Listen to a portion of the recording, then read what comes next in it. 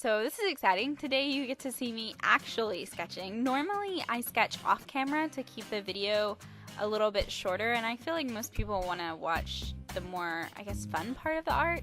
Plus I really like to sketch on my couch.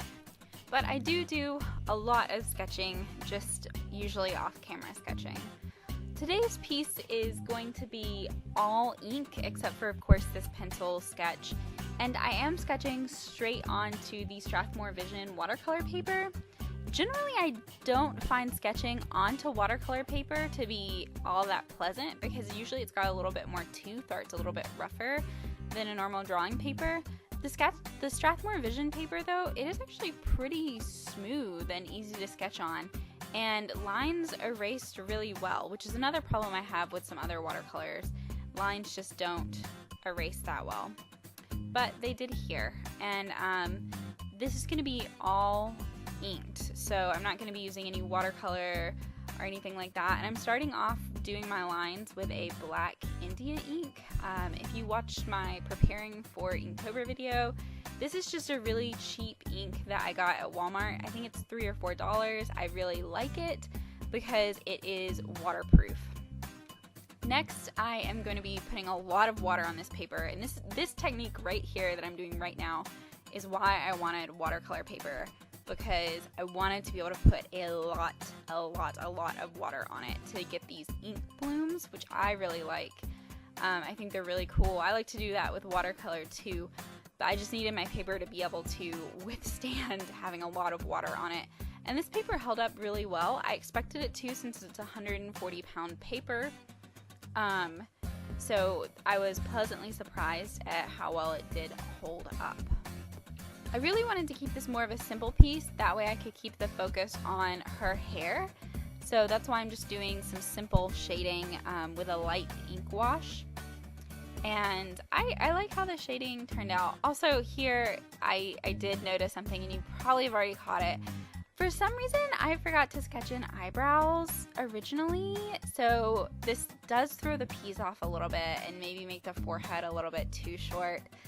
I do recognize that, so it's kind of a slight fail.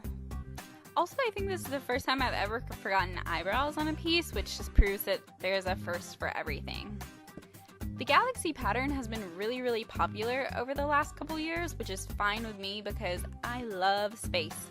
And I think that was mainly that, and this bottle of gold ink were the main inspirations for that. I really wanted to use this gold ink to create like a outer space theme. You're probably gonna see me do this at least one more time because I just really like painting galaxy things, like painting stars.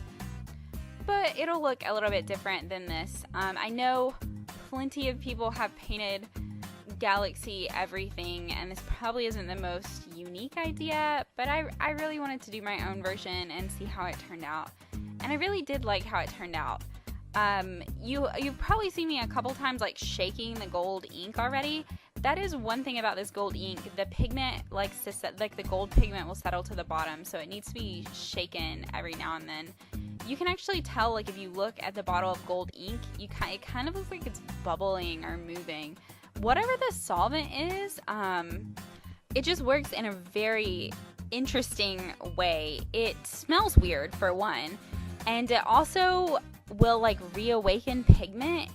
So in my non-waterproof inks, which were the pink and the blue, you can kind of see where the gold solvent or the gold ink solvent has like pulled up that pigment until I tap away like the remaining portions of the liquid with a paper towel, and the gold ink stays, but the solvent comes away with a towel. It was very interesting in how it works.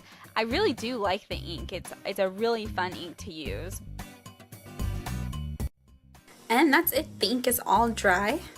So here, I'll try and move it so you can see the shimmer of the gold. I really like how it turned out. I might do a little bit more galaxy work for Inktober this year, mainly because I really like this gold ink, and I feel like it lends itself well to doing like stars and moons. But I really like it, so that is Inktober day 2. And I really like the concept art too that I did. I think just the black and white is actually really cute too. But I like how this turned out. So thank you so much for watching, and I hope Inktober is going well for you if you're participating.